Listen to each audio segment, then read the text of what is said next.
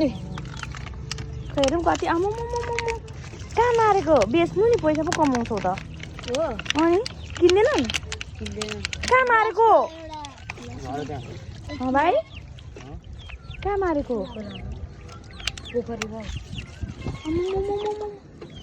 दबाई हालेको त थिएन नि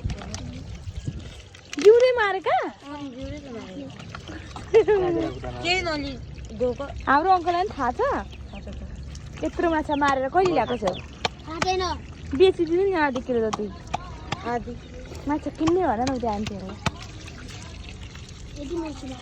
माछा किन्ने माछा